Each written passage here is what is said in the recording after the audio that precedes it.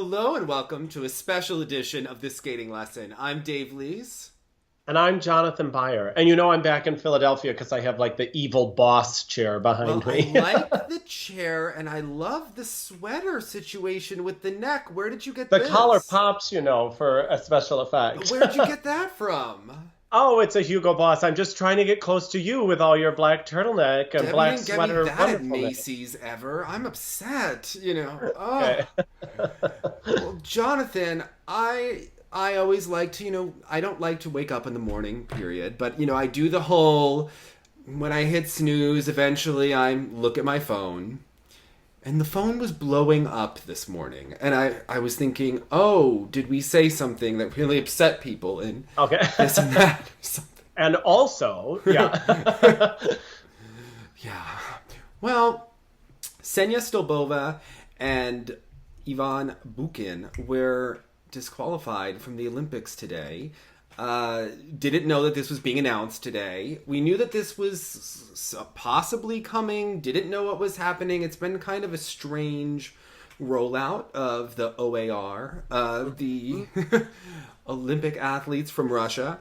So let's just dive into this. Let's recap everyone. Previously, they had announced that the Russians were banned for competing as Russians with the Russian flag, with any of the Russian insignias, but that the individual athletes would be able to participate as long as they were able to prove that they had clean samples. So if everyone has just tuning in, because we get a lot of tweets that there's no evidence of this, and I don't know about you, but my head starts spinning when I read some of these comments. Well, it's a little tricky. I mean, yes, there is evidence. That's why they had to come up with this ruling. Like, it's not up for debate. There was organized cheating that happened. So these are now the steps they're taking to move forward. And it's interesting in a lot of the backlash articles, especially from other athletes, their posts on social media and this victimology and it's anti-Russian.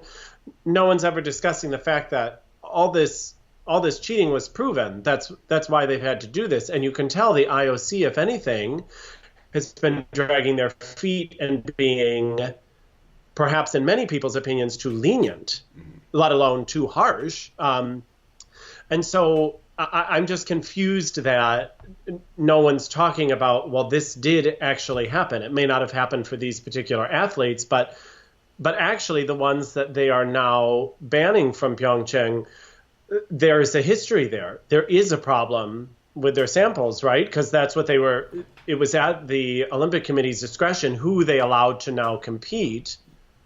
Yeah. And something must have been askew with these particular folders. Yeah. So it's weird. I feel sometimes like we're living in this parallel universe where you can deny anything, and if you deny it enough, people just believe you. Right. Like that was not my voice on the Access Hollywood tape. Right. Right. Russia did not cheat at the Olympics. We did not medal in the Olympics. No, Yeah. in the election or the Olympics. No Yeah. collusion. No doping. Right. No Russia, no games. Well, Jonathan, that's just not correct. They spent a lot of money. There is the McLaren report. There have been documentaries on German TV. You can watch it on Netflix. They have mountains of evidence. In fact, WADA has... Yeah, the Icarus was just nominated for an Oscar, I think. Yeah, it was a good film. I learned a lot. Yeah. Yeah. It felt like a strange reality that I feel like we're a part of now. But when watching... So we knew back then, and when I talked to Phil Hirsch, we had even identified that there is one athlete from skating that it was irrefutable that it was named in the McLaren report, and that person was a gold and silver medalist. And over time, this kind of got confused because there was kind of speculation that it was Stolbova, but because all of the names were redacted and the sports were, and things were getting re-reviewed, that they then moved on to this spreadsheet about possible scratches, which would have been scratches from caps being changed and microscopic, and then that looked like it was Adelina Nikova, and there's a lot of speculation that her sample was changed, but then in typical ISU IOC fashion, people fail tests and then they get cleared. Right. It's happened with Marina Klimova in the past. It happened with Katerina Bobrova. And they were. It was. I'm like just pulling up the exact document. So the first thing that we read that made us think potentially we were talking about Stolbova was the part that said 2 athletes, winner of 4 Sochi Olympic gold medals and a female silver medal winner, had samples with salt readings that were physiologically impossible. And so that was, given the medal count, that's when we thought perhaps it was Stolbova. Then furthermore, when this report came out and said DNA evidence of a female athlete who had previously won a gold and silver medal showed that the urine in her sample had come from 2 different people, both female. And that was most certainly Stolbova, mentioned by everything but name, you know. And on just a skating standpoint, we even talked about this during the European Championships recap. When she arrived and started landing those throws in the team event, this was a new Stolbova. Yes. There's no question. We all noticed a new Stolbova, whether that was due to a different training situation, a different mindset, due to some enhancements, perhaps. We just knew that we were seeing a new version of her that has skidded off the runway, you know, here and there in her development since. In fact, everyone in that team event looked stronger than we had ever seen them. Yulia had been very strong throughout the year, but and Volosha and Trankov had been building for some time, but there was a new level of performance that we saw these athletes that they were like stronger than it was unreal. It was unrecognizable for many of them. Yes. And again, in the same way, I just want to put in the side peg here about Elizaveta Tuktamisheva, because, you know, a lot of this seems like speculation. A lot of this seems like, oh God, you know, someone just did a great skate, so now you think something is enhanced. You know the normal peaks and valleys of various skaters. And when Elizaveta came out that season and it seemed unbelievable what was happening, although, again, completely at that time legal because the meldonium had not been, you know, banned, but you did know it was abnormal. Yeah. It was a kind of improvement and a kind of consistency that was not traditional. And that's how I sort of felt about Stolbova. So it also wasn't a big secret that they were on things even back then, because you have to realize that many coaches in the U.S. are formerly from Russia, have ties there, and even Russians living in the U.S., the doping just doesn't happen in Russia. These drugs are obtained, they are given. This is just rather normal. Even the tennis player, Maria Sharapova, she lived in the U.S. when she was taking meldonium and whatever else they are taking. So this is just not, it doesn't only happen in Russia. But I think the thing that is very clear that I've been thinking about a lot is that this is really, yes, it's cheating. And I know, you know, we see Christine go on TV and say ban the cheaters. And that is... because we don't want the best chemist to win. Yeah, we don't want the best chemist to win with 3 heads. Yeah. Yes. However, I do believe that there is a difference in some respect to someone like Lance Armstrong, who decides at 25 or 26 or however old he was at the time, but he was an adult, that, and maybe he was younger, you know, someone's going to say he was 21, that he decides to start doping as a fully formed, educated person, cognizant of what he was doing. He went to great lengths to meet the Italian doctor who supported him with the drugs that eventually did him in cycling, and that was a very informed choice that he made as an adult. Informed choice, yeah. That's the right term. I feel very differently. Not that it's not wrong, but I feel that when an athlete grows up in a sport, in a culture like skating, like gymnastics, when they are so young, perhaps like diving, where they are just told what to do, and the fear is so strong if they don't do it, that you will be passed over, you will be not sent places, that is so subjective, that it's almost like it just seems cultural.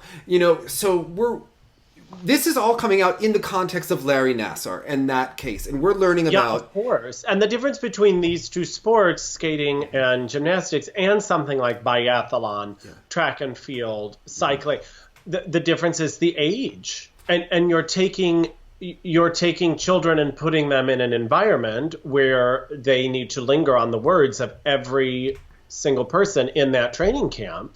Yes, and it's also the subjectivity of it. Well, gymnastics, skating. When Medvedeva does a flutz, the judges often choose not to see it because it's Medvedeva. Right. When other people do a flutz, they penalize them more harshly. And then we get YouTube videos where people are looking at this is a sport where you could see things or not see things if you want to see them. And that all adds to the overall culture. In other sports, if someone's going to go down the hill faster, they can go down the hill faster. Reputation won't prevent them from winning. Exactly. Yeah. Other things can happen and so on and so forth, and there can be favoritism, but by and large, you have a much better chance of making it if you are in a non-subjective sport. This and the cultures that surround them become so dangerous. So I do think that many of these athletes probably... I don't believe that the doping just happened at the Olympics. I believe that these are probably things that start with some of the skaters probably younger, maybe junior worlds, maybe where you're seeing this. So I think it's troubling to me. It's a little bit of a gray area whether I think they should be punished individually or as a nation. And I think the difference is that this was the government that set up an entirely different lab to move samples. This is different. This is not harassment. This is not unfair. This is proven, like what happened in Sochi with the dual labs and the holes in the wall and all of this sort of stuff was so extensive. And that's a pretty big piece of the puzzle that people choose to, ignore when they show this outrage and unfairness. And it's like, I'm sorry, something that extensive was most certainly not, unfair treatment. So that you had it. This is why I feel that the Russians should have been banned from the Olympics blanketly. And I know with that there would be athletes who were not doping, who trained their entire lives and didn't get to go. And I understand that, and I feel for them, but I felt that would have been a more appropriate punishment, but not just punishment, but a deterrent. Perhaps, theoretically, that they would maybe stop this behavior. Maybe they would stop the doping if they were banned from 4 Olympics in a row or 3 Olympics in a row. Maybe that would do something. Their big argument very quickly is everyone is jealous of Russia or something, but also that everyone's doing this.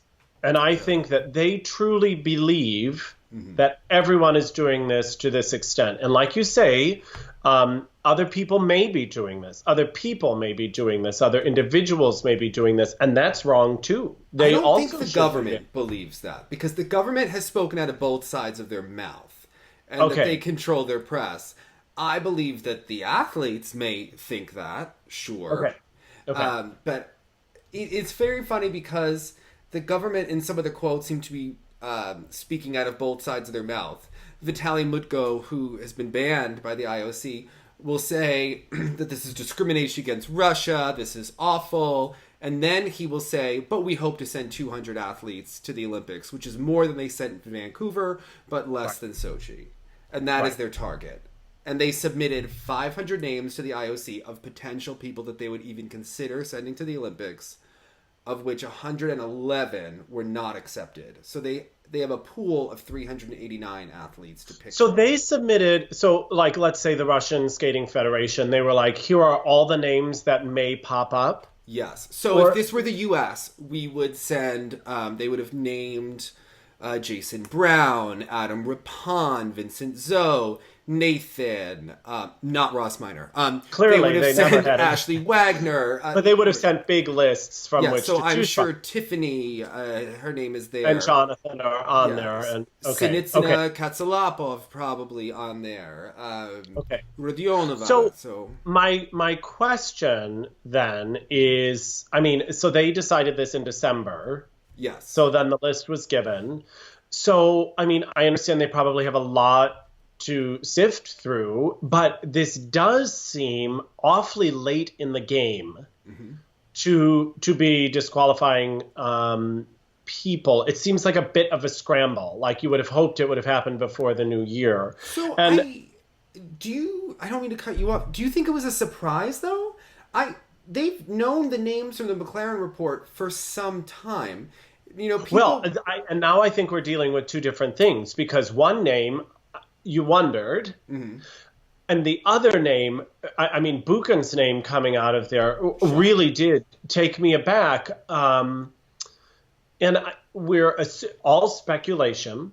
We know that he had the problem with seizures when he was a junior, right? Which And they will go with, yes. Yeah, exactly. So he was on that seizure medication then, I'm assuming, at the 2013 Universidad. How do you say that? What is Universidad. it? Universidad. It sounds almost Spanish in a way. Does that seem right? Okay, so, but we're assuming that's because they were running some new drug testing equipment there. That we're assuming, completely speculating, that that's maybe where that was from.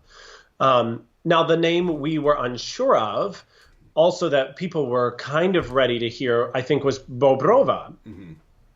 But of course, she had been accused and then it had been retracted, you know. And the unfortunate thing is the IOC was very clear in their weird statement to say there may be more coming. Yeah. Just because you haven't been named yet doesn't mean you're not coming. But at what point is it a little ridiculous? I mean, yes, I understand their right to pull people, but if you're pulling it too close to the event, it's getting a little silly in order for, you know, other people to be considered and sent. The weird thing about this and how the IOC is handling it, which makes me, I don't want to say believe, but I am one of those people, like Phil Hirsch kind of suggested early on, that this sounds like a deal. This has all the earmarks that this was kind of negotiated with Russia ahead of time, which is why I don't believe there will be a boycott, is that he said that this will kind of be a deal. Because it sounds like this was negotiated so that they're punished, but still participating and kind of appeased. A punishment really on paper only, yeah. Yeah, like somewhat everyone's punished. really getting the best of both, yeah. Did we ever find out if they are broadcasting the Olympics? Because if Medvedeva does win the gold medal, I do expect that they will broadcast that on Russian TV. I remember that they originally said that they wouldn't broadcast the games, but I believe they will. I'm sure that they would feature the Russian performances, Yeah. even if after the fact, yeah. So I keep thinking, you know, like about all of this, and I have so many trains of thoughts here, but we're supposed to know Saturday the names of the athletes who are approved. That doesn't mean that we will ever get the full list of the names of the 111 athletes that were not approved. And while you could say that that is privacy, whatnot, the reason why I think those 111 names are important is because what does that mean for the international governing bodies? Do we have any faith that the ISU is going to uphold what the IOC did and 4 weeks after the Olympics say that Stolbova and Bukin are not allowed to compete at the World Championships? Because if they are banned for doping, how long are they suspended for doping for? You're not going to let them at the Olympics, but you let them at the Europeans, and are you going to let them compete at the World Championships? Because Stolbova's name has been tossed around for the last 18 months. Right. So, well, and the IOC doesn't have to specify why, right? So we don't Yes. know, did Stolbova just take a test? Is this because there was a mark at some point in her career? Because it wasn't the thing if you had any history. It was if you had a history that suggested, and I believe that they said that they wanted full confidence. It's written in a very strange way that they want full confidence that the athletes are clean. Intentionally so, I'm sure. Intentionally. I remember in journalism class, we learned that the 9/11 Commission report was written in a way that would not allow there to be holes where you would learn something that people didn't want you to know about any potential, anything that could be bad. So the IOC statement is very interesting because they say that there could be more athletes coming, but that this does not mean that the athletes doped. And then you think, well, then what are you basing this on? I mean, I understand. No wonder Yana Orr and Trenton Davis are writing that there is no history of this and that these people never got a day in court. When people say this is ridiculous. Thank you for my Twitter feed now. Yeah, exactly. Yeah, what were you going to say before? I'm just... Well, I mean, it's just, there's so many things to think about, but like the ISU, I mean, they do their own drug testing. And again, if you're telling them Stolbova wasn't necessarily dropped from the Olympics because of doping, I mean, I would find it hard for the ISU to be able to enact something. But of course she was, because they would say you either had to not dope, right? Like you either got banned for doping or because you couldn't prove that you had clean samples. However, they both medaled at Europeans, and when you medal at Europeans, you will have to submit to drug testing. Okay. So then there's also the possibility that it was a test from Europeans that just resulted in that. It could, in which case the ISU should be... Which makes you wonder, because she did hit that amazing triple-triple out of nowhere. I'm just saying, gosh, darn it. Okay. Well, she was not going there. Yeah. With Bukin, I don't know. Because it could also be an like it could be one of the ones that they did with training. Remember, Kyoko Ina could not compete anymore because after the 2002 World Championships, she got angry that a drug tester came to her apartment in the morning unannounced and that she felt harassed and didn't want to take the test. And just because she didn't take the test, it's like an admission of guilt. It's like if you didn't take a breathalyzer at the scene of a DUI. Yeah, but think. Yeah. Yeah. And I believe she was done competing at that point and wasn't really going to continue. Of course, we'll never know. But that is how that all came to pass. So you think maybe it could have happened in training, that they saw something abnormal. But yeah. The IOC is being very shady with this and kind of sounds like they're trying to walk back. But because it's such gray area, I don't think the ISU really does have ground to stand on. Well, the ISU will then be like, well, the IOC said it wasn't necessarily doping, and... But legally, are they not required to adhere to that? You know what I mean? Technically, if the IOC doesn't actually tell us why, which is why they should tell us why, you cannot guarantee that, even though we all know that, right? You know what I mean? Legally speaking, they have to let these people compete, and it's going to 100%. Well, I'd be intrigued, actually. If I was Bukin, I may be like, can we just throw away this program and start again? Let's start for next season. It's this thing like, okay, you've been denied your Olympic moment. Are you going to try to recreate it at Worlds, or is the wind out of your sails and you can't even keep going now? That's a tough. And I'm sorry if it also potentially puts Bobrova on the chopping block. They've gone from real gold medal contenders in the team event to basically losing their entire dance discipline. Yeah, I'm wondering.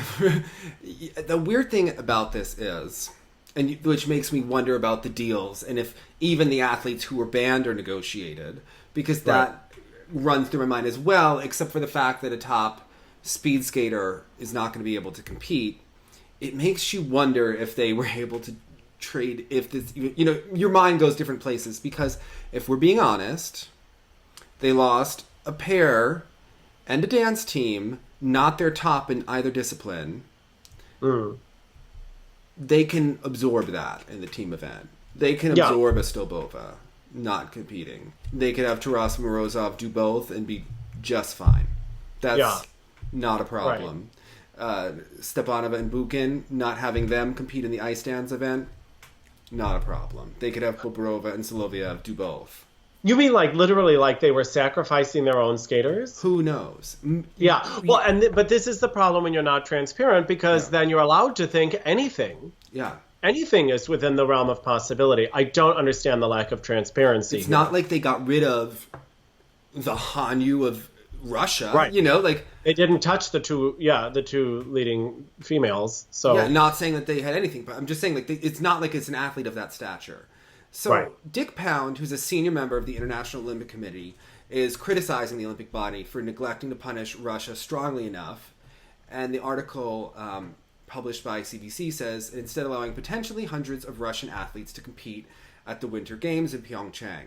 So he wrote a strongly worded personal letter to the IOC. Apparently there were multiple drafts. He said the first one was so angry. It could have been written on asbestos, he said. Yes. So I wanted to read a couple of things from this. And of course the IOC is giving no comment because they said that this was leaked communications. Really, the IOC is straight out of the Trump White House, by the way. I'm just hoping that you're picking up. But not even. Okay. So he said, there are several aspects of the announced arrangements that I find deeply troubling, writes Pound, a Canadian lawyer and the longest serving member of the IOC, who founded the World Anti-Doping Agency. So this man founded WADA. He takes issue with the IOC Executive Board decision on December 5th to suspend Russia's Olympic Committee from Korea's Winter Games, but allow its athletes without exacting more conditions from Russia. I think they've got to acknowledge that there was a state-sponsored system of doping, Pound says. I would like that too, by the way. But do you feel that has not happened? That has not happened. All that stuff in Geneva, those words were never used? Mutko and Putin have never admitted. I see. You're saying from their standpoint. Okay. Because until you admit that it happened, you can... You mean from the Russian side? Because from the Russian side, until you admit that see. This happened, I don't think they should be allowed to compete. If they know that it happened. And his argument is now if you just deny, you'll get your slap on the wrist, and then you'll keep going. And you'll say, oh, that was about politics. Yeah, exactly. No politics in sports. By the way, there are athletes from Russia who people on Champions on Ice will tell you were open about the fact that they were given performance-enhancing substances, who then just are calling this just a political thing. I mean, it's mind-boggling, So Pound goes on to say, suspending the Russian team was a good start. But he says, the further down I got in the reading of the account of all this, the more I realized that 99% of what it was dealing with was how to get the Russians back in. That's a good point. There was all this point about how to let the clean Russians back in before the punishment and the deterrence. So he says they haven't atoned or acknowledged or taken any steps whatsoever to guarantee that the same sort of thing won't happen again. And he says this from an exclusive interview in Florida because, of course, even though Canadians don't like America, they do all move there when they're old. Love that. He goes, it simply looks as, when you're dealing with the IOC, if you deny, and you happen to be a big country, and just keep denying because they'll find a way to let the athletes from your country participate. He was originally more sanguine in December when it was announced. Keep going. They suspended the National Olympic Committee, and then they didn't do anything else to follow up. At least Russia should be instructed to cease their persecution of the whistleblowers like Grigory Rodchenkov living and hiding in the U.S. Well, I don't think Grigory's ever going back to Russia. No way. But I don't think he should have to hide in the U.S., although I think he should. He said, Pound said what he chewed over what to do during the holidays, then wrote a first draft, which could have been written on asbestos before toning it down. He says, Bach wrote a one-pager back taking issue with Pound's characterization of the IOC decision. And then the IOC spokesperson, in typical form, said, "We are not commenting on leaked personal correspondence." Mr. Pound will, as always, be free to voice his opinions to the IOC session. The IOC Executive Board has always and will continue to take into consideration all opinions, even those who are in a minority. That was so snarky, that last line. Yeah, that was so like... But, whoa, this is what Pound says. This is great, too. Sorry, I'm such a nerd today. But this is journalism and reading and writing. Jonathan. I just feel like you need the article on the overhead projector, and you're like... I would like to highlight this, okay? Yeah, exactly. Having seen the rumors, having seen what happened, for me it looks like there had to have been a deal, says Pound of the IOC, who also formed WADA, is telling us that it looks like a deal. So, I mean, and it's tricky because I think also our view of it on skating has a very different effect that it does in things like track and field and the biathlon. Well, because what we've lived through. Right. And also because of what that kind of doping really meant for skating versus other sports. Unfair completely, but a little less outrageous perhaps in ways, but and then you have to wonder, like, you know, there's this immediate element, but what does that do to these children, basically, to be giving this kind of medication to, and again, like you're saying with Lance Armstrong, when you're saying a grown bobsled guy or something like that, the choices of things they're choosing to ingest in their body versus a child that does everything that their coach tells them to, including taking a Centrum vitamin or a dose of meldonium, you know. Elizaveta, what does that do to her body now? I think the thing with Lance Armstrong that really gets me, when you really think about it, and you've seen some of the documentaries, the big question, did the steroids that Lance Armstrong was taking give him the cancer? Did that cause that? Or was that unrelated? It could. We don't know. That's the big that whole... The fact that these kinds of things to your body can do some really... You know what I mean? Like, even, I hate to say it, but there was much speculation around the death of Sergei Grinkov also. You know, I know that they said that the heart condition... was congenital. Ran in the family and all these sorts of things, but there was also the possibility that a young, healthy man may have taken some supplements, or so he thought, and then his body just, I don't know. It's very scary. You don't know both ways. So because originally when I was thinking of writing something about this, I thought that is quite a scene, because basically I think that not that there's proof, but that when you learn about what happened in the Sochi Games with the doping, with how widespread it's been, how systematic it's been, for how long it's been in many of these countries. Perfected, yeah. Did it give Anna Kochneva Lyukina her Crohn's disease? Who knows what these athletes were given in the Soviet Union? The important thing is that many of them don't know what they were given. That's, I think, the big thing with me, is that's why I think that the entire governing body should be punished, is because they talked about how they were given... if you've ever seen the documentary More Than a Game, they talk about the athletes are given things to stunt their growth, all sorts of things. That, you know, how come some of the skaters aren't going through puberty like they are later in other countries, and all sorts of things. And you wonder, and I think with so many things, you think about the scene of Sergei Grinkov, which was the biggest media marketed out event. Now, I will say, my roommate in college, we were sitting on an airplane, and minutes later, she passed away, and there were no signs whatsoever. Oh, God, Dave. Okay. There were no signs whatsoever that she had this defect, although she did have a congenital heart problem. And she was not doping. We had gone away on a weekend trip.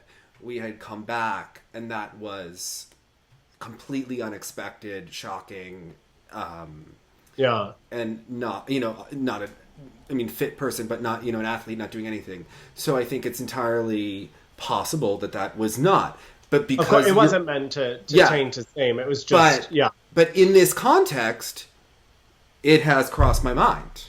Because when I spoke to Raphael, he was very strong at hinting, and the Irina Slitskaya therapeutic use exemption and the drugs that she was taking at the time, that was suggested even in the media back then, that was a little bit suspicious. And that the 16-year-old had the enlarged heart, or was that the problem? The enlarged heart, yes. And the fact that she came back after it in better form than ever.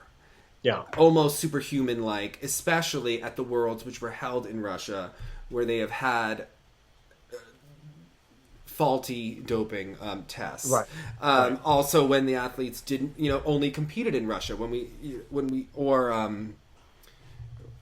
we're pretending that Moldovan ornament was that controlled as well.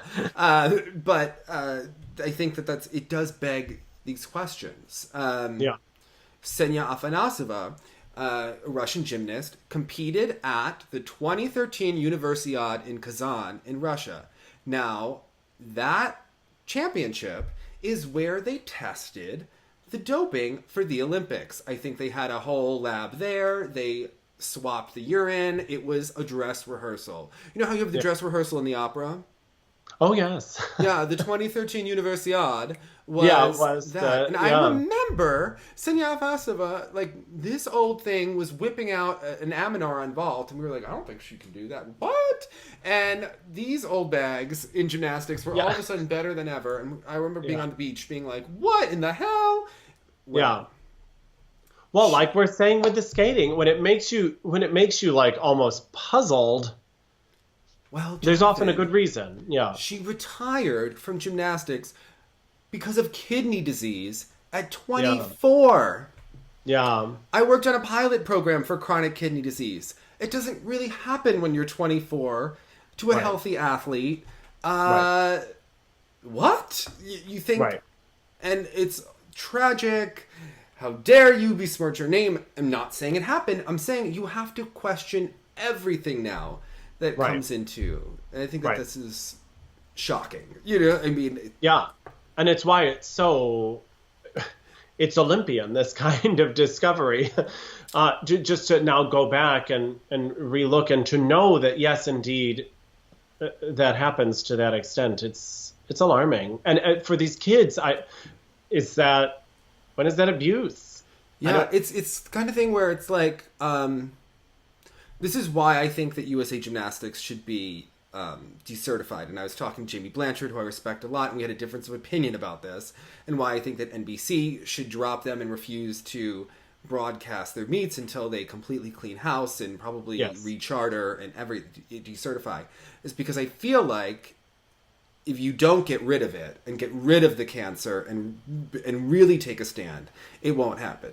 It's not only cheating, it's also dangerous. And I think that is what the big... The thing is, it's also dangerous to the athletes. And I think that that's what's lost in all of this, is how dangerous these drugs are for people in some situations. So... Heavy stuff, Jonathan. I know, heavy stuff, and then today, and just the constant, stream of all the I don't know what you're supposed to call it. Survivors. Testimonies, victim impact statements. Victim impact statement. That's what I was looking for. They're horrifying and they hurt, and it makes you think about all these things, and it's so intertwined with skating, and then skating with the doping and all of this sort of stuff, and there's a dark side the more you think to it. That's why I said, I love your writing so much. I know you have 1 million bestsellers with all of this material right here. It's there's a dark heaviness to a lot of this, and it's in a way it's part of the reason I am so thankful for the Alionas and for the Carolinas and these and the Adams, these adults that I feel like I take such a joy in their sport because they're adults doing them almost, versus, I don't know about all of it. It's like child phenoms in music. First of all, at the record show, that's not a thing for opera singing. So don't ever show me a clip of a 10-year-old girl singing Nessun Dorma. That's terrible. What about the ones that are on America's Got Talent that Debbie's always raving about? Especially the ones that are on America's Got Talent. Whatever happened to that Charlotte Church and those other girls? Exactly. Nothing. It was never a thing. It was marketing, right? Yeah, it's all made in a PR studio and it's just garbage, but whatever.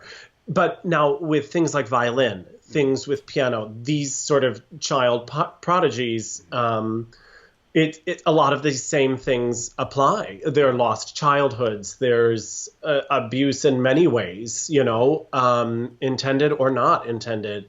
And these things with Nassar and these things, I don't know, all of this. And in opera, there was James Levine. It happens in every field. It happens, but it's tough. The more you dig, the more horrifying it is. The Yeah, more you find out about doping, the more you find out about covered up, the more you find out about abuse. It's like so dark. God. yeah. I was thinking this on my drive home. I mean, there are a lot of very good people who went under the stress and the desire to compete and to win, and then you start to wonder what is it all for, and you see about all of the families that wind up breaking up in part due to the sports and one parent becoming obsessive. Several of the gymnasts who gave victim impact statements, their parents or their families were destroyed as a byproduct, in part due to the activity, and not due to the activity itself, but the culture and what The it does. aftermath and Yeah. all of this. It's, yeah. And So and like you say, for something, we experience my own version of this in classical music where you work so hard and there's all this stress and there's pain and there's agita or whatever it is. And then at the end of the day, what I do, although be it very high art, if I do say so, it's an entertainment. All of this for an Olympic sport and maybe a Wheaties box. You know what I mean? It becomes what's just a blip in other people's lives once every 4 years, and maybe they remember your great victory or maybe they don't. Your entire life was devoted to it, your entire family torn apart, your entire, I don't know. It's a crazy commitment at such a young age. yeah, our lives will go on regardless of who wins the gold medal. Yeah. They won't change that much. I mean, sure, it would have been great if Michelle Kwan had won an Olympic gold medal.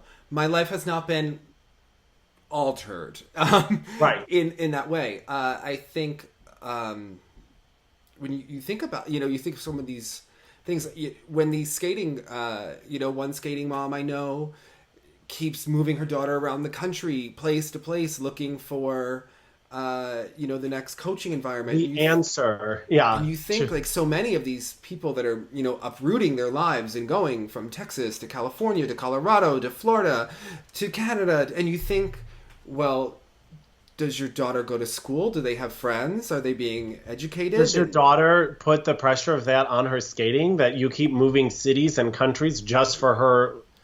Or do they want out? Or do they really want out? And they're not telling you, but this is all they know. Yeah. And that's what's really troubling about it. Another weird connection, and I'm going to try to word this very carefully because I don't want to implicate anyone. There have been people who have come on the skating lesson who have admitted to seeing Dr. Larry Nassar, by the way. Yeah. Jeremy saw him for his back. This is not about Jeremy. It's not about anyone who has ever admitted to seeing Dr. Larry Nassar. So, Right. someone, when the original Russian doping came out in 2016, and I was interviewing Christine Brennan and, digging around a little bit, and, I was, having lunch with some skaters that trained in the area, and this was a huge hot topic. I asked a skater, I said, do you know a doctor that would be able to speak about what kind of drugs the gymnasts or the skaters could be taking and whether or not it would really have benefits and also what it would do to them physiologically? That skater said, well, you should probably talk to Larry Nassar. I know he's pretty friendly. Became Facebook friends with Larry Nassar. You did? Messaged with Larry Nassar. But he wouldn't do an interview, but he creepily, when I think back to it, would message saying, I always try to protect the athletes. And Marta, would overtrain the girls. Have the receipts, by the way. Yeah. Strange when you think back, because this was in the summer of 2016, like a month before this all came to life. But I was just talking to a gymnastics coach that said, oh, for his birthday, which was 2 months before my own athletes came out against him, wrote on his wall saying, happy birthday to a true gentleman. I mean, this is how pervasive this person was in the community. And then that same athlete later said to me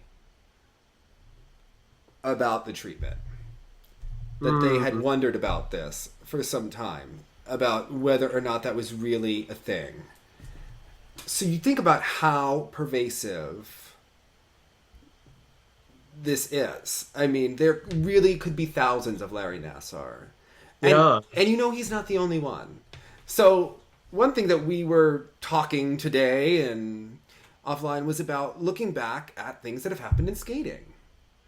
So in 1999, the New York Times, Jerry Longman, I've always mispronounced his name, by the way. It's Jerry.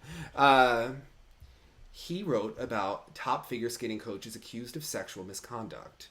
And it was Craig Morizzi, on April 11th, 1999, publicly accused Richard Callahan of sexual misconduct throughout his entire skating career. And this was kind of the first of... it was a big to-do at the time in skating, although many knew about it in skating and knew that this certainly was not an isolated incident. Yeah. Or was suggested. There had been talk for a long time, especially after, but that no current skaters came forward. The USFS wound up sweeping it under the carpet. But if you reread the article, there have been dozens of people in the Me Too movement who have lost their careers for far less than what's alleged in this article. And it's so interesting that when you look at this 19 years later, he would have been banned. It's a no-brainer. It's a no-brainer. He needed to be nowhere around that sport. And I know that Susie Wynn had supported Craig Morizzi, but and then she talked about him in Little Girls in Pretty Boxes. Have you read the book? Where she talks about him on her dates, that a coach was, overly invested, overly controlling, and other athletes over the years. And the kicker to me is that top skaters, after this came out, were sent to him to train, and the excuse was that, well, they're not boys. Perhaps even a co-host, a former co-host of yours. I mean, yes. Yeah. Mind-boggling that this Now I'm bringing up my quote yes. of choice for the day, also by the author of Little Girls in Pretty Boxes. Joan Ryan, yes. Let me see where she wrote it. Nope, that's a total lie. I'm totally lying right now. This is a quote from Morizzi. He said, I don't care how old a student is, whether it's a boy or a girl, a coach should never have sex with a student. The coach is the person the athlete looks up to for leadership and to be a role model. I don't think coaches understand the influence they can exert over students, and people need to be more aware of this.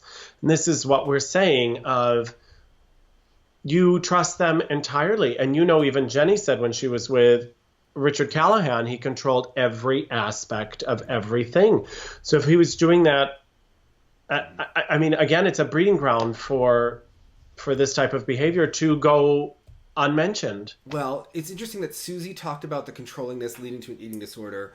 Jenny's been very open about different things. I don't know how much she has talked about Richard Callahan, but she's alluded in different interviews and certain things. And interesting, when I interviewed Tara Lipinski, she talked about her little women dress and that her coach told her that she looked fat and the cellulite in it.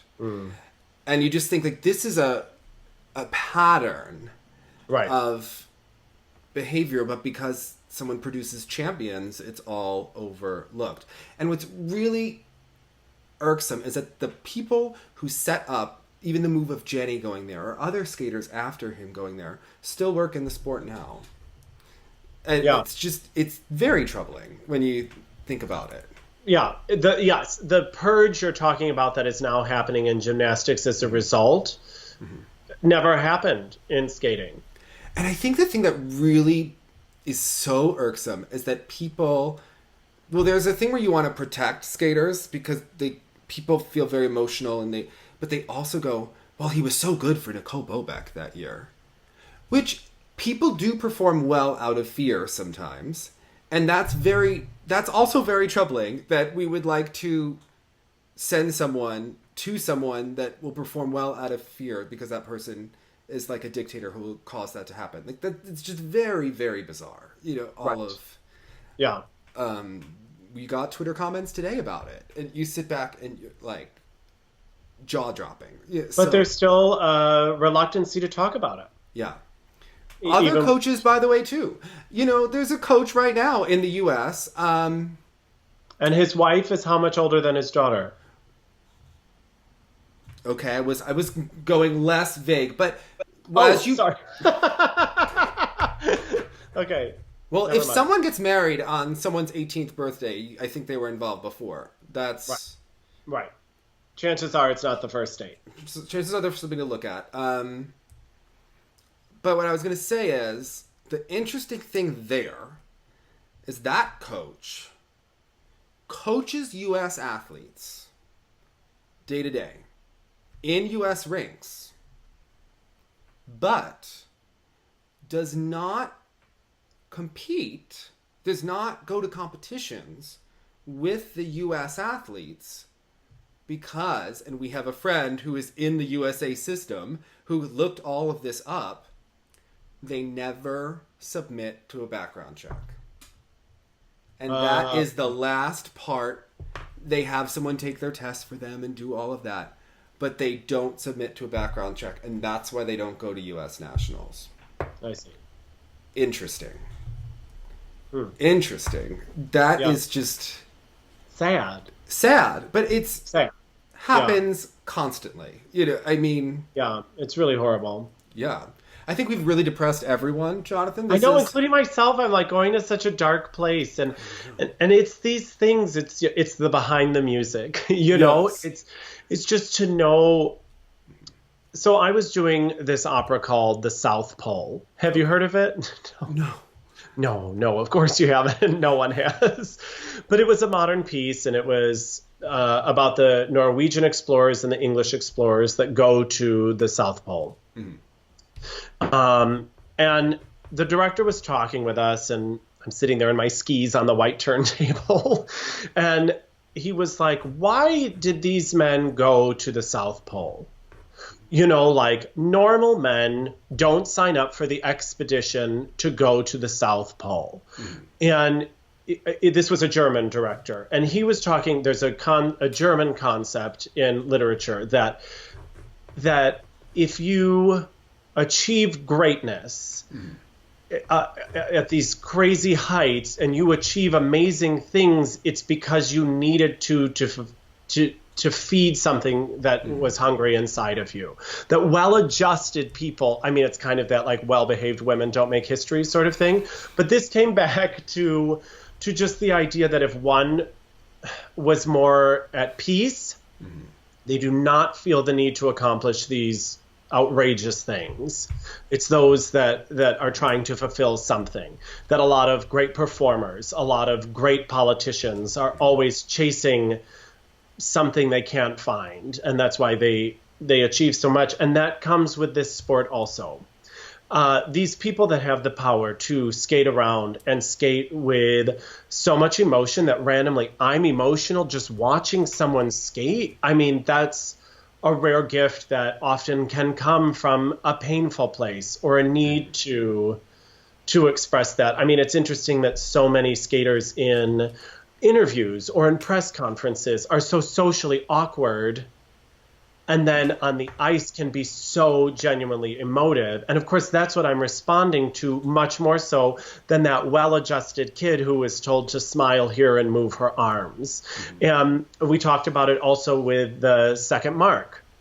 You read the background story of the Canadian pair, and they're skating because it's fun. You know what I mean? These Chinese pairs are skating for their lives. You know what I mean? And it's this, again, I keep saying Olympian, not even meaning to be silly, but just to achieve these heights and achieve these models of success, it's inhuman in a way. And to just learn at what cost for so many of them, it's really, really, again, it gets dark for me. It gets dark. Yeah, one of the things is you try to put in context too is that we're dealing with different cultures around the world. So when I was looking at the Karolis and thinking about skating and you think about that book, The Second Mark, part of what makes The Second Mark such a fantastic book, speaking of The Second Mark. Oh, there it is now. It's what holds up my computer when we do TSL. Amazing. It's always near. Okay. Part of what makes it so great is that you learn about the different culture. My favorite parts of that book are not about the skating, but I'm very fascinated about the fact that Shen and Zhao, I believe definitely Shen, I forget about Zhao, but Shui Shen was skating in Shen Shui, was skating in like sub-zero temperatures outside, wrapped up with the extra socks and skating in an outdoor rink in something that seems abusive in a way, but it's just normative there that in China you have to work hard. There is so much pressure to even pass a test for school to go to college, to go onward. So it's like, what is abuse, inherently abuse? What is, you used to be able to hit kids in school. Nuns could get away with that. Now that's not allowed. And this is in no way to compare hitting a kid in school to this Dr. Nassar stuff. No, I mean, obviously that's a separate like thing. that's You're just inherently talking abuse, right? So, you start to look at things through different lenses. I think it's a little troubling. Well, and so I mean, I don't get too personal on the show, but my brother was adopted from Romania when he was 3 years old in this Ceausescu era of orphanages, and it was a mass epidemic there. And to see what some of these kids endured in Romania, and then to think that the gymnasts, in many ways, were leaving a very charmed life. It's each culture, each time, each era, it informs so much of what's appropriate and what is not appropriate. And it's a tough situation when you're dealing with kids who are growing up, not adults who enter it, Well, I think the adults in the gymnastics were leading a charmed life. Okay. Once again, the athletes become pawns. Right. And will do anything. Right. That's what I wanted to ask you. What I'm struggling with a little bit is, what role does NBC play in all of this? And the broadcasters, when you propose sports, is it sports journalism on TV or is it sports entertainment? Because I felt at the last Olympics that NBC crossed a line where it became so fluff-oriented that it was no longer just like watching a sporting event in Rio. It was like watching a packaged Survivor or something. Survivor, like and then a game show. Yeah, so like an infomercial about U.S. dominance in gymnastics that felt like a film you would see in North Korea. It was not about just watching an athletic competition and we're going to watch. It was seeing things that are specifically about the U.S. winning and glorifying the country, and that's where we get into this bizarre nationalism. Right. I mean, it's strange because I guess NBC really has zero faith in the viewers in that they think we're tuning in for patriotic pride. Now, my involvement in the Olympics is very skating driven. Mm-hmm. If I did not follow figure skating, I would tune into the Olympics like Joe Average, who's just tuning in every 4 years. I'm tuning into a sport I love, and this is the pinnacle of that sport. Mm-hmm. And so I'm tuning in for what we have just decided is the biggest steel competition, and it happens every 4 years. Again, as I sound like a broken record, I don't care what country they've come from. I have rooted for skaters from every country. I don't view the Olympics as a nationalistic event, which is quite frankly why the Parade of Nations and all of that, the Olympics does very much create that team in culture, but coming at it from the skating standpoint or as a performing artist, I'm just looking for a great performance in the skating event. I'm not in for like Go USA fanfare, but they really think that the average viewer does. Yeah, I like the personalities of the different sports, and I've always liked.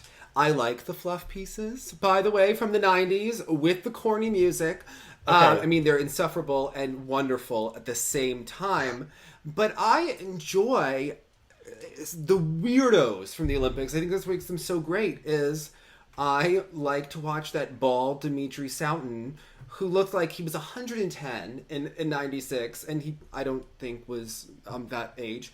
And the way they would speak of him, and watching him dive, and he was just a complete badass. Well, even, do you remember Alberto Tomba, the Italian, like, playboy downhill skier that was, like, all the rage in the 90s? Yes. It transcended country lines, and we were just following interesting personalities in sports. I like the Winter Olympics because they're really weird. So the Summer Olympics are actually a little bit too normal for me. Okay. I mean, I enjoyed like the fabulousness of like Gail Deaver's nails and FloJo and like Michael Johnson with like the golden spikes. Right. But that has like a limited shelf life to me. I enjoyed like the transformation of like Amanda Beard from the girl with the teddy bear to the FHM model. However, Right. I like the weirdos in the winter. Okay. Think about it, Jonathan. The skeleton event is a very bizarre event. Who's doing curling? Right. Who's doing the Well, luge? we know who's doing the bobsled because we saw that team picture. So I am definitely going to be tuning into that. Yes. I'm into the bobsled. I'm into the cool runnings aspect of it. I like to watch that. I also remember in Nagano, does anyone remember that, like, the guys who were first and second, I think, in the luge were, like, big rivals, and the one was always the silver medalist, and the other guy, I think he was Italian, was always beating him. It was, like, I think a German and Italian. I might be mixing it up, and people are going to be very outraged. But I remember CBS had a great fluff piece on the fact that they were...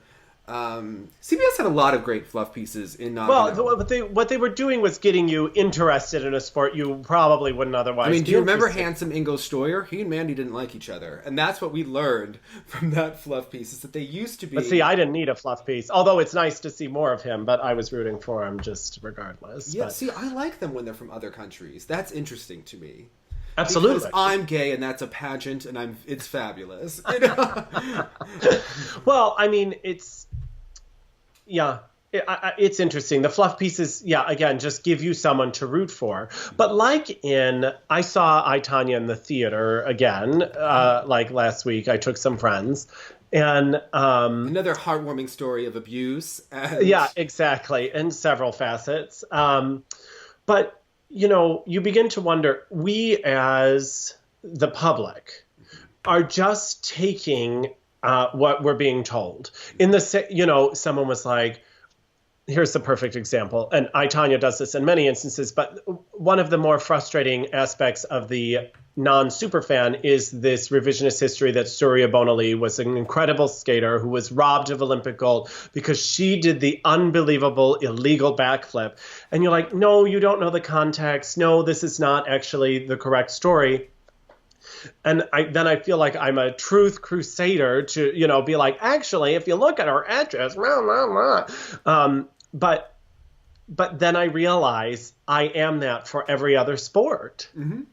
I'm just as clueless if they're like, here's the bobsleds or the skeleton story. This guy's the rival always finishes in second. And there's some skeleton specialist that's like, oh my gosh, that is such a gross simplification of what's happening, But then it makes me feel a little silly that way. In the same way, like, I would watch I don't know, Dancing with the Stars, So You Think You Can Dance, and you think you're learning about it, or America's Next Top Model, which I was never really into, but you think you're really learning about the fashion industry. But of course, I know from a musical standpoint, like, obviously nothing of note is being said on The Voice from a musical standpoint. You know what I mean? Like, so it's tricky. It's tricky to balance, like being the layman and being the super fan.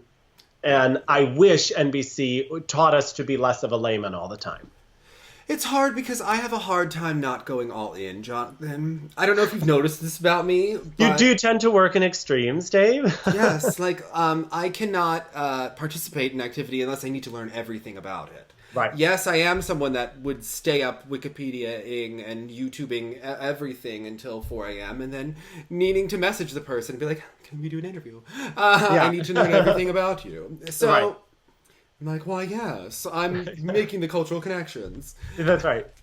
And then I'm watching that PBS documentary about the synchronized swimmers and... and then you're in a bathing cap doing the same thing. I mean, Jonathan, my life feels strange, but do you know that every holiday I get a text from Bill May, the male synchronized swimmer, who is not able to get into the Olympics because they won't let men in synchronized swimming, and he always has these like corny yet kind of charming jokes about the holiday, like about Halloween or Easter and... See, like you a learning riddle. about synchronized swimming has enriched your holiday calendar. That's great. It really did, and I will forever remember the girls in Atlanta being the orchestra. Do you remember when they were when the synchronized swimmers in I'm not Atlanta? gonna lie, I'd have to go back and rewatch in order Jonathan, to refresh it's my memory. fabulous. Okay? Okay. The Olympic swimmers, not because they're American, because I was a band nerd and they were representing the orchestra in like glittery purple, okay? Yeah, They yeah, were, okay. their legs were being the violins, Jonathan, okay? It was like... That's like, do you remember Rudy Galindo when he skated around and his body was the violin, and then he had to like, yes. yeah. To Rondo Capriccioso, which I... Right? Yep. And what else do I remember? Weirdness. Rudy performing to Send in the Clowns. Yes, there were many Rudy moments.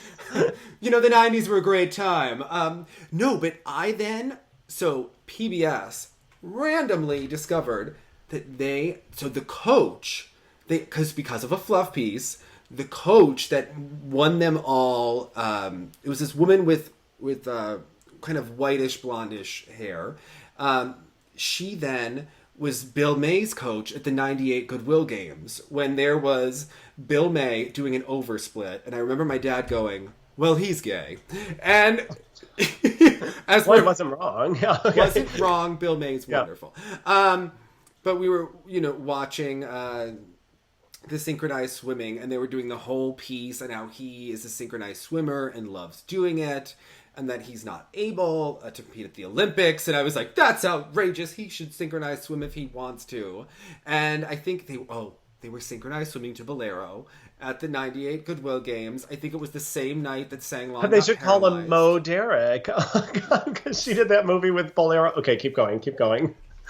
So that coach then was in this PBS documentary about her junior team, and she seemed like a tough one to please, by the way. Okay. Maybe kind of like the Tarasova Of synchronized swimming. yes. And Okay. there was this girl named Anna, and I remember that we learned that synchronized swimming is all about the facial expressions. Big eyes, yeah. And Anna learned how to do her expressions from watching this TV show Passions.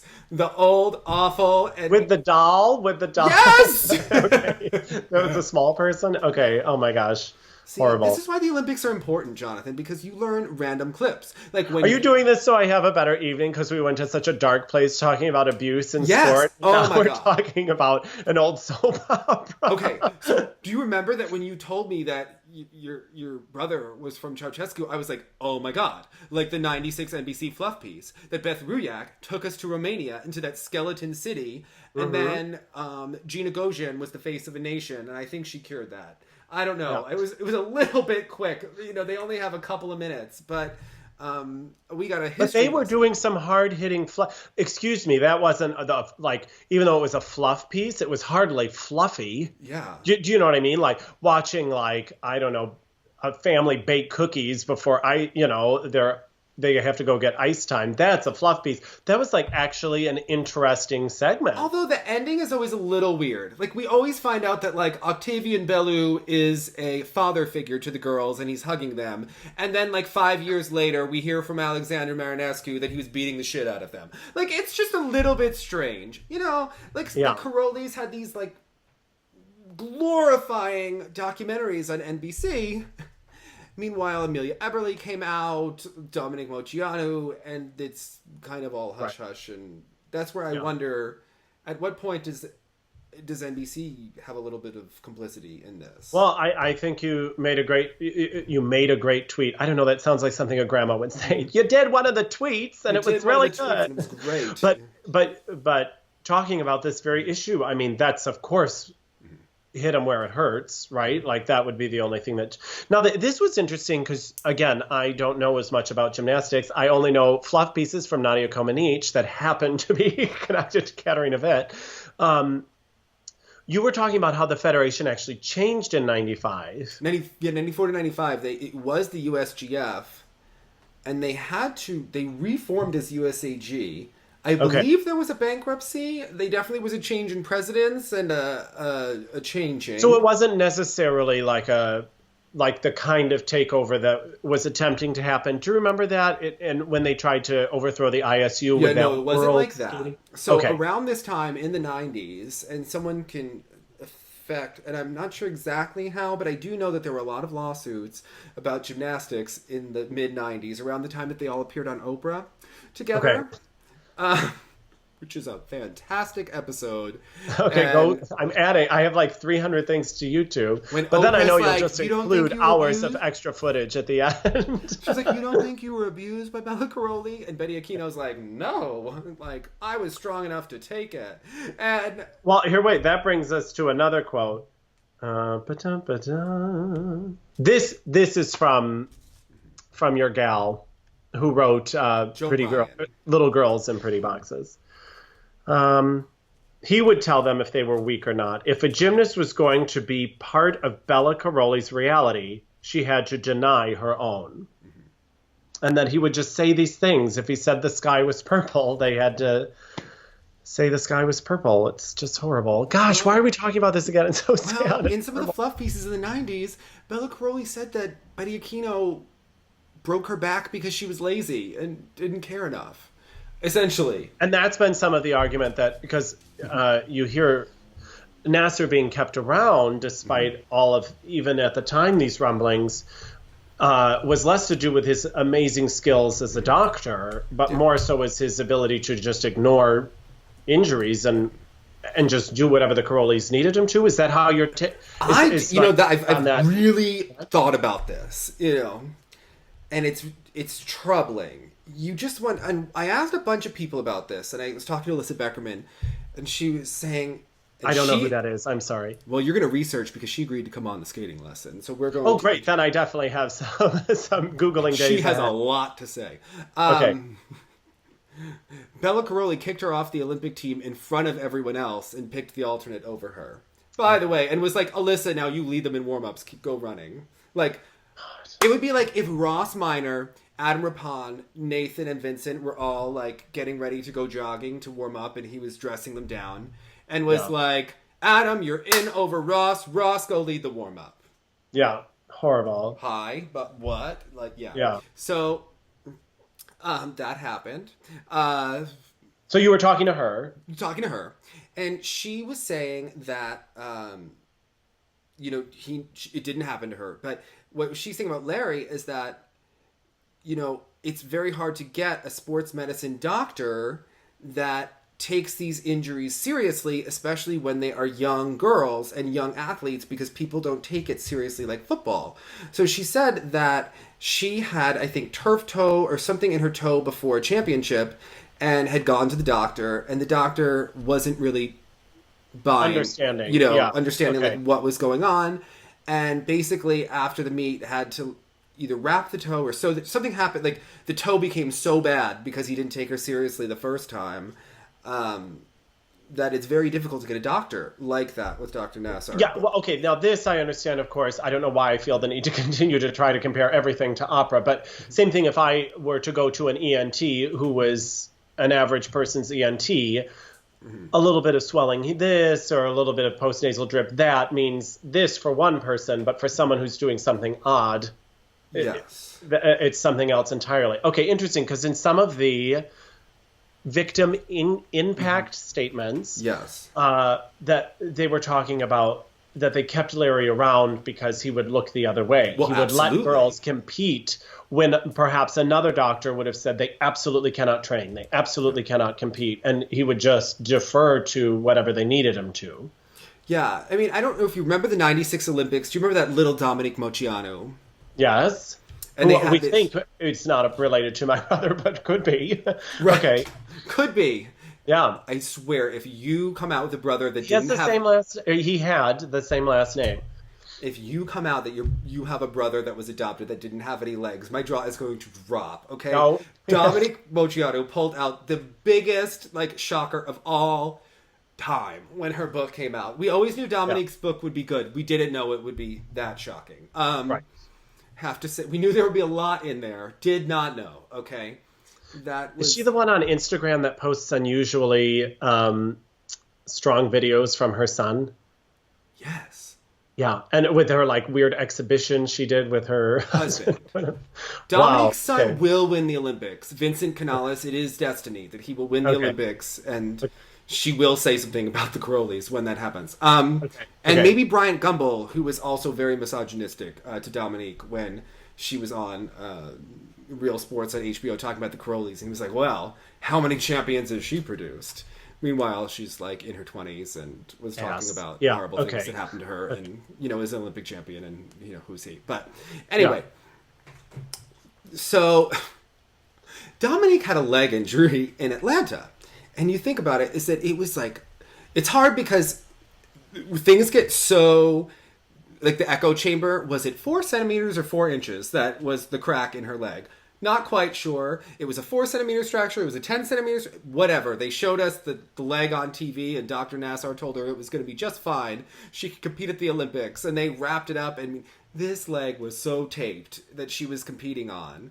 And she only really made it through the 2 days, and then she struggled later in the competition. But you just remember, you're like, could Dominique's leg have shattered? What if she were paralyzed? What if it hadn't gone well? Yeah, exactly. And I remember they gave us the list of injuries that Michaela Maroney actually had in London. First of all, she was competing on a concussion. She had a concussion, and you know how You're not even supposed to watch TV, let alone compete at the Olympics. Yeah, So she was back in her gym days later, competing at the Olympic trials 2.5 weeks later from her concussion that happened on national TV. Again, don't know how, and then later said that she still felt dizzy and nauseous. Again, it was very, but again, Dr. Nassar is approving all of this. So you're thinking Maddie Larson had a really good point today about what is allowed to be happening here. What was going on? They may have really lucked out that no one ever got really hurt. And I remember that camp when she sprained both of her ankles at the same time. Yeah, she said she was cleared to compete, but she had to roll around on a rolling office chair in order to get from place to place. Yeah. I mean, this is inhumane. So there's been a lot of strange injuries over the course. There's a lot there. And unfortunately, I worry that USA Gymnastics will go bankrupt before they really have a chance to dig into all of this, because there's a lot to uncover. I think that if anyone could get the medical file from the ranch before, it's probably been torched. But exactly. Or it was never even honest to begin with. Yeah. That would be really... Yeah, there have always been strange, within gymnastics, strange overtones about the ranch, very 1940s Germany kind of rhetoric about it. The whole behavior, it's very, very troubling when you learn about how these athletes were treated. It's just very strange. But I think that Maddie Larson, people are going to know her name after today. That was powerful. Yeah. So on a lighter note, Jonathan, I mean, these Olympics, like how when you see an athlete competing from the OAR, are you not going to be looking at them askance and just No. wondering? Well, not for me in skating because it's something I'm invested in. Yes. So I actually know, regardless of what NBC will unfortunately have to yell at me over everyone's performance, she's actually competing as an athlete from Russia. Tara's going to be given a paragraph to read about it or something. I'm sure Johnny will deny that it happened, right? Yeah, well, that'll be good luck tap dancing through that one. But it's I know the sport and I know the players in it, so I'm not relying on the information to tell me what the situation is, as I would be in another sport. So for me, I of course I don't look at Medvedeva or Sotskova or Zagitova in any different way. Mm-hmm. But of course, it will be interesting to see what happens with ice dance and with Zabiako and Enver. Now we're going to maybe see Roganov, my boyfriend, he's probably competing at the Olympics now. I mean, there's no time to try to overturn things or get things reversed. We're really going to see that free skate to La La Land. Oh, it's the short that I like of his, but we will forever. I know we had this conversation about Canada will take the gold. It doesn't matter how, but. They will happily accept a gold regardless of whether it was with a weakened Russian team or a full Russian team. It does not matter. But knowing that certain pairs aren't there, you'll always wonder whoever wins that bronze. Well, could it have been Stolbova? No, it could not have. They've performed like complete. That was the real, when they called them an Olympic gold contender, I was like, they were going to get a bronze in their dreams. That was like their dream would have been to have you seen them skate since like the Grand Prix final in 2015? It has not been good. Like I don't know why, but who knows? Megan Duhamel was the first person I thought of when that announcement came out this morning. I was like, I just wonder what she's talking about as she's eating her vegan Cheerios. Or clean meal, talking about clean sport. Yeah. Yeah. Oh man. In the Lutz of Greens. What's going on? That's right. What's going on? How's your friend Stolbova? Well, and that's who Johnny goes shopping with all the time. I know. It will feel hollow without those personalities. And I just enjoy Stepanova and Bukin. Like, I actually do enjoy their skating, certainly more than who they're going to send now. But I know. So it's tricky. It will feel like part is absent. And again, I'm intrigued to see what happens in these coming days if Bobrova is also mentioned or if truly she's in the clean. Yeah, I don't know. And when does this Four Continents thing happen, Jonathan? Tell me about it. Don't you I'm almost really looking forward to Four Continents as a palate cleanser. Yes. It's like, this whole group. It's weird because when I'm at yeah, because at work I've kind of been like Googling like Nassar, Stolbova. It's been very. Yeah, it is definitely sidetracked from, but also in an Olympic year, of course, this event becomes. That's why Jason Brown is going to just sprinkle joy into our lives in Satoko. You know what I hope? There's 800 personal bests and a lot of great feelings. A lot of great feelings, a lot of Satoko, a lot of Jason. A lot of all, it's been too long since I've seen a Japanese skater in a competition, perhaps. Maybe Jim that's Peterson why with a nice tan. What else? Some American pairs, medal opportunities. So Liebestrom without vocals from Hawaii and Baker, your favorite ice dancer.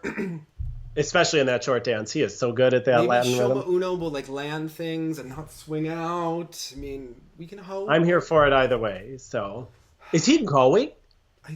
Right? Yes. Oh my gosh, I didn't realize that. Ashley could not make it, but Shoma Uno will be in attendance. Oh, weird. She must have had a flight delay. Oh my goodness. Yes. The Europeans. Yeah, but I think the North American pairs tend to do really well there. Yes, I think that okay. So let's talk about it. It's Luba and Dylan. Kemi and Drew, I love them. They're another sentimental favorite. And then it's Ashley and Tim, Tara and Danny, Deanna and Nate. How do you even predict who's going to be the top U.S. finisher? I mean, that's an interesting competition. I'm ready for it. Star Andrews, Mariah Bell, and Angela Wang. Max Aaron, Jason Brown, Grant Hochstein. Jason, who's going back to the old program. Random, right? Yeah, at this juncture, you're like, okay, if you want. It Also, seems more hassle than anything else. What's the difference in the music? Like, is this... None. Like, literally, it's like the same kind of like... But... generically lovely, right? Is what you said about it? Generically... Yeah. And that's how I remember last year's as well. So maybe he could wear the same costume, as long as he doesn't wear the costume he wore at Nationals. That was something. That was what kept him off the Olympic team for me. Yeah. -3. Shoma Uno, yes, will be there. Okay. Dennis Ten and a second skater from Kazakhstan. This Abzel. We're just gonna go with Abzel. Right. He's skating. Yep. Heard See you great there. things. Yeah. Best of luck. Best of luck. Mika Tang. Is that... yeah, I think... Now, which is the up-and-coming Canadian team? And do you think they will place ahead of Jean-Luc? That is Caroline Soussis and Shane Furious. It's going to be an interesting competition. They're kind of evenly matched. Yeah. She's the one that looks like a shorter Natalie Pachelot. And he is a shorter Liam Ferris. In the discipline that Liam should have been in all along. So it's quite... But Jean-Luc and that short dance, I'll look forward to seeing that. So. Oh, and we get the Dodds family, you know? Oh. Super. Get more excited. I mean, I know. No, I am excited. There are enough things. The women's event alone, just to see 3 lovely Japanese ladies competing. And Keilani and Brookley renewing their rivalry. So that's always fun. I'm intrigued that Brookley's still going, but... Look, we're going to send you to the all Canes. In for this. You're going to keep going. And yeah, we're going to hold an edge and look sexy, all right? Cheer up. And here are the Americans to an overwhelming ovation at the Georgia Tech Aquatic Center. The favorites for Olympic gold who come in leading after the technical program. Canada has just taken the overall lead. The United States, as you see, the 1995 World Cup champions. This is the first year that team synchronized swimming has been part of the Olympic Games, ready to enter the pool, looking to overtake Canada, which swam before them and has taken the overall lead. And a very difficult routine. They open up with a triple lift. Nice height, very difficult to synchronize. One of the American coaches, Gail Emery, says the lift is the epitome of teamwork. One ill-timed move and plop, she's in the water. And notice, after that lift, they did not come up for air. They went under for an underwater figure.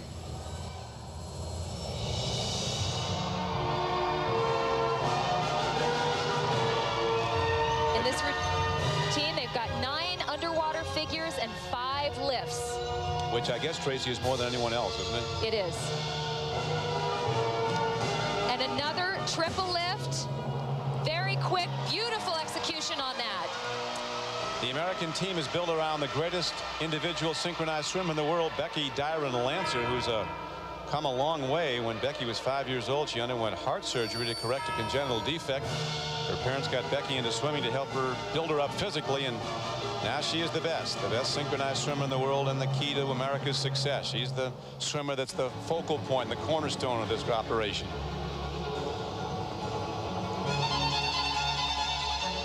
They say this routine is about the orchestra. There's 6 different sections in the orchestra, and they want to interpret the feeling that each instrument gives off.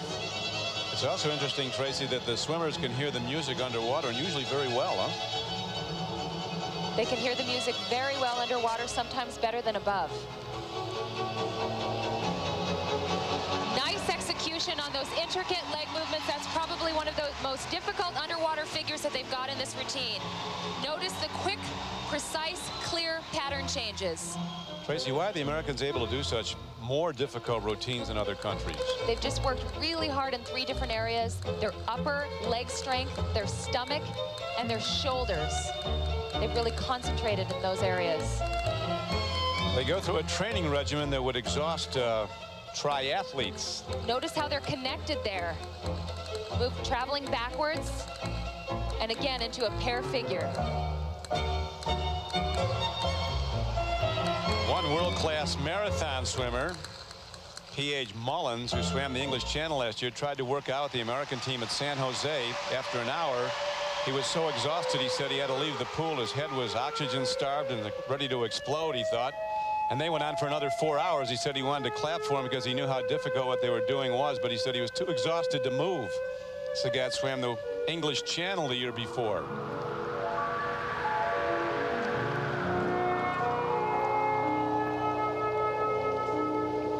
Appears effortless, but you should know the U.S. team spends 6 hours a day in the water and 2 more outside the pool on strength and aerobic training.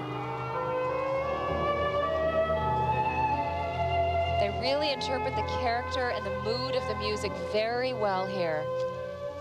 Great combination of artistic impression. Again, so difficult to match those arm angles. Coming up soon as their program goes on is the lift. As they'll drift down the pool. This is really what put the U.S. over the top in the sport at this point. There it is.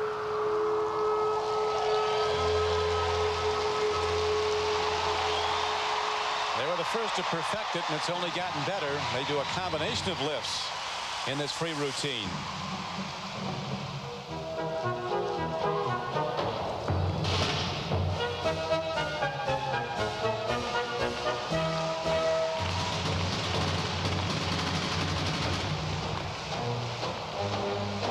Difficult again to be traveling sideways and keep that line.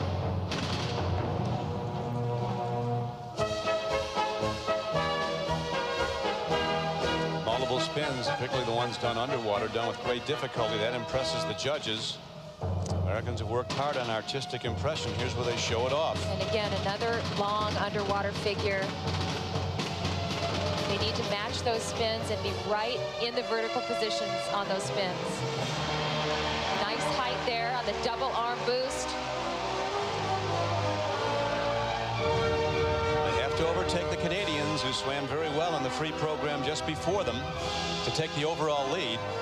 The heartbeats of these swimmers upwards of 170 to 180 beats a minute for the full 5 minutes in their pool. That's how difficult this is physically. Very fast, intricate leg movements here again underwater. By now, their lungs have got to be burning. And they don't come up for air. After that, they have to push up another lift. 2 backflips, perfectly synchronized. Nice height. That could lock up Olympic gold as the Americans conclude their free program to a standing ovation at sold-out Georgia Tech Aquatic Center. And their coaches with a lot to celebrate. That was a fantastic program. They combined difficulty and fantastic artistic impression. You don't see much better than that. American coaches, Gail Emery and Chris Carver. The American swimmers are Susanna Bianco, Tammy Cleland, Becky Dyron-Lancer, Heather Pease, Jill Savory, Natalie Schneider, Heather Simmons-Carrasco, Jill Sudduth, Emily Lesueur, and Margot Thien. And they're all going to retire, understand, Tracy, after this performance tonight. And here's one of the lifts coming up here. Probably their most difficult lift. Look how high she is. She needs to turn into an arabesque. Perfectly executed. Scores are up, and this is remarkable.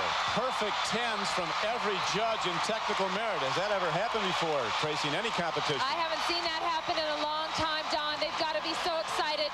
And this was the last swim for almost every single swimmer here. And listen to this ovation. There hasn't been a bigger one at the Olympic Games. And all 10s except Switzerland, which gives a 9-9 in artistic impression. So you've just watched what is the greatest synchronized swimming team performance in history. And for the United States and their coaches, it brings Olympic gold.